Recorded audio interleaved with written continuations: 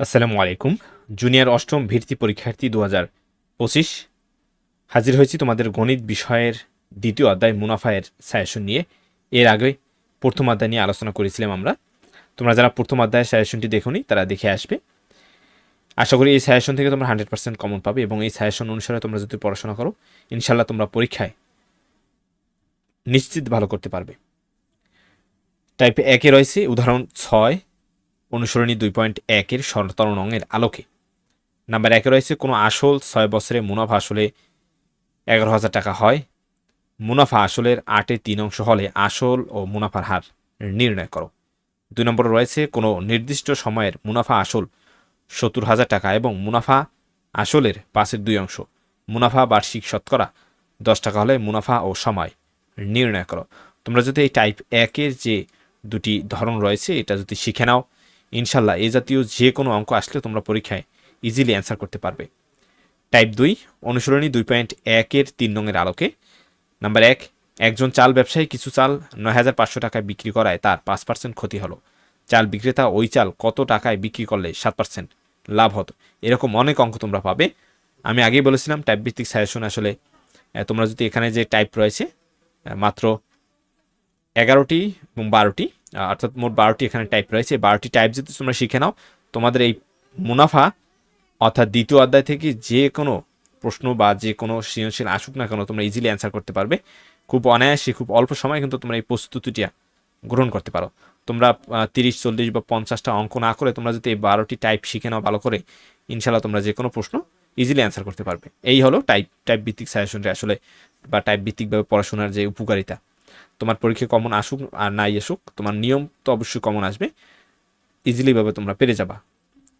এরপরে টাইপ 3-এ রয়েছে একটি দ্রব্য 9% ক্ষতিতে বিক্রি করা হলো। দ্রব্যটি আরও 900 টাকা বেশি মূল্যে বিক্রি করলে 9% লাভ হতো। দ্রব্যটির ক্রয় মূল্য কত টাকা? 4 নম্বর টাইপে যে প্রশ্নগুলো তোমরা দেখতে পাচ্ছ এগুলো সাধারণত তোমাদের ক নম্বরের জন্য থাকবে। 1 নম্বরে রয়েছে সরল মুনাফা ও চক্রবৃদ্ধি মূলধন নির্ণয় সূত্রটি লিখো। নাম্বার 2, সরল মুনাফা ও চক্রবৃদ্ধি মুনাফার নির্ণয় সূত্রটি লিখো। নাম্বার 3, প্রতিগুলোর বর্ণনা সহ মূলধন নির্ণয় সূত্রটি লিখো। নাম্বার 4, উদাহরণ সহ বিনিয়োগের সংজ্ঞা দাও। টাইপ 5 অনুসরণী 2.1-এর 13 নংয়ের আলোকে। নাম্বার 1, কোনো আসল 3 বছরে মুনাফা আসলে 1,625 টাকা এবং 5 বছরে মুনাফা আসলে 1,875 টাকা হয়। আসল ও মুনাফার হার নির্ণয় করো।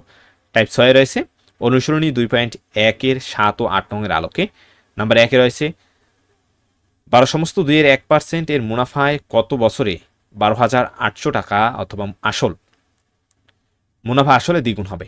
নাম্বার 2, 10% হার সরল মুনাফায় 6,000 টাকা অথবা আসল কত বছরে মুনাফা আসলে 1.5 গুণ হবে।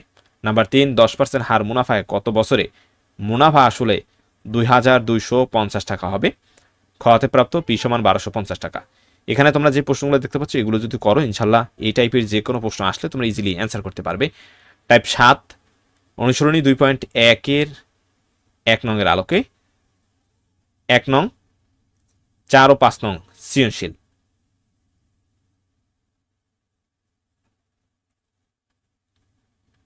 টাইপ 8 অনুসরণী 2.2-এর উদাহরণ 1 এবং 7 এবং 10 নংয়ের আলোকে অর্থাৎ উদাহরণ 1 এবং অনুসরণী 7 ও 10 নংয়ের আলোকে। নাম্বার 1, সাদিয়া বেগম 10% সরল মুনাফায় 8,000 টাকা 3 বছরের জন্য ব্যাংকে জমা রাখলেন। চক্রবৃদ্ধি মূলধন নির্ণয় করো। যে কোনো প্রশ্ন তোমরা করতে পারবে ইজিলিভাবে যদি এটা করো। টাইপ 9 অনুসরণী 2.2-এর উদাহরণ 2 নং এবং অনুসরণী 10 নংয়ের আলোকে। নাম্বার 1, ইয়াসমিন জাহান বার্ষিক 6% মুনাফায় 2 বছরের জন্য 6,000 টাকা ব্যাংকে জমা রাখলেন। চক্রবৃদ্ধি মুনাফা নির্ণয় করো। টাইপ 10 অনুসরণী 2.2-এর 8 নংয়ের আলোকে। নাম্বার 1, সাজ্জাদ সাহেবের 10% হারে 9,000 টাকা 2 বছরের চক্রবৃদ্ধি মুনাফা ও সরল মুনাফার পার্থক্য নির্ণয় করো। টাইপ 11 অনুসরণী 2.2-এর 9 নংয়ের আলোকে।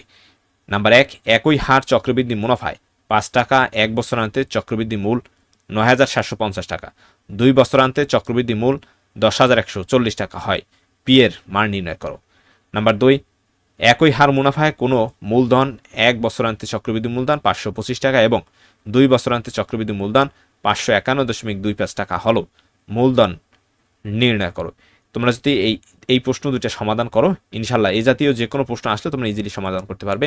এবং এখানে তোমরা 3 স্টার দেখতে পাচ্ছ, এগুলো অত্যন্ত ইম্পর্টেন্ট, এগুলো প্রায়শই পরীক্ষায় তোমাদের দেওয়া হয়। টাইপ 12তে রয়েছে অনুসরণী 2.2 এর উদাহরণ 5 নং এবং ক্ষয়ের আলোকে।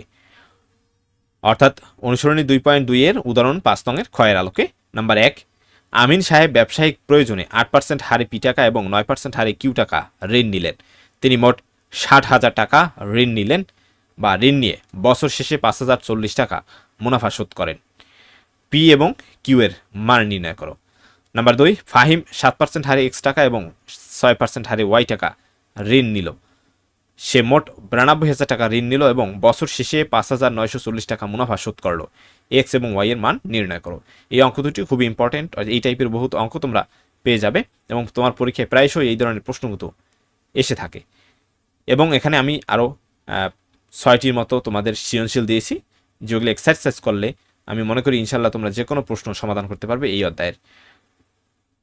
প্রশ্ন 1-এ একটি সৃজনশীল রয়েছে, তোমরা এগুলো পিডিএফ আকারে ডাউনলোড করে নিতে পারো অথবা স্ক্রিনশট নিয়ে নিতে পারো। নাম্বার 2 একটি সৃজনশীল রয়েছে। নাম্বার 3-এ একটি সৃজনশীল রয়েছে। এখানে তোমরা দেখবে প্রায় প্রতিটা সৃজনশীল কিন্তু একটু আলাদা আলাদা, অর্থাৎ 6টি সৃজনশীল সাধারণত 6 ধরনের। এদের অভ্যন্তরীণ কিছু মিল থাকলেও অধিকাংশ অমিল রয়েছে। নাম্বার 4-এ একটা সৃজনশীল, নাম্বার 5 এবং নাম্বার 6 একটা সৃজনশীল রয়েছে। এরপর রয়েছে তোমাদের সংক্ষিপ্ত প্রশ্ন। তোমরা এই সংক্ষিপ্ত প্রশ্নগুলো যদি এক্সারসাইজ করো বা চর্চা করো, ইনশাল্লাহ তোমরা যে কোনো সংক্ষিপ্ত প্রশ্ন আসলে ইজিলি করতে পারবে এই অধ্যায় থেকে। এর কারণ হলো এখানে এক ধরনের এক একটি সংক্ষিপ্ত দেওয়া হয়েছে। এখানে 18টি সাধারণত প্রায় 18 নিয়মই প্রায় রয়েছে, তাই এর বাহির থেকে আমরা মনে হয় না তোমাদের আর কোনো সংক্ষিপ্ত আসার সম্ভাবনা রয়েছে। এবং এই সংক্ষিপ্তগুলো করলে তোমরা উপরে যে সৃজনশীলগুলো দেখতে পাচ্ছ এদের ক খ এর প্রশ্নগুলো তোমাদের কাছে ইজিলি মনে হবে। নাম্বার 1-এ রয়েছে, একজন দোকানদার প্রতি হালি ডিম 25 টাকা দরে ক্রয় করে প্রতি 2 হালি 56 টাকা দরে বিক্রি করলে তার শতকরা কত লাভ হবে? নাম্বার 2, একটি ঘড়ি 856 টাকা বিক্রি করায় 7% লাভ হয়, ওই ঘড়িটির ক্রয় মূল্য কত? নাম্বার 3, একটি দ্রব্য 60 টাকায় কিনে 50 টাকায় বিক্রি করলে শতকরা কত লাভ বা ক্ষতি হবে? নাম্বার 4, কোনো দ্রব্যের ক্রয় মূল্য 115 টাকা হলে 15% লাভে বিক্রয় মূল্য কত?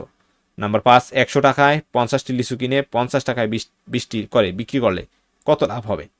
নাম্বার 6, বার্ষিক শতকরা মুনাফার হার 10.50 হলে 2000 টাকার 5 বছরের মুনাফা কত হবে? নাম্বার 7, বার্ষিক শতকরা মুনাফা কত হলে 13,000 টাকা 5 বছরে মুনাফা আসলে 18,850 টাকা হবে? নাম্বার 8, শতকরা বার্ষিক 8 সমস্ত 2-এর 1 টাকা মুনাফায় কত টাকার 6 বছরের মুনাফা 2550 টাকা? নাম্বার 9, শতকরা বার্ষিক কত মুনাফায় 3,000 টাকার 5 বছরের মুনাফা 1500 টাকা হবে?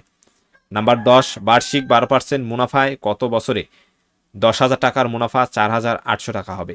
নাম্বার 11, টাকায় 2টি করে ক্রয় করে 3টি দরে বিক্রি করলে শতকরা কত লাভ বা ক্ষতি হবে?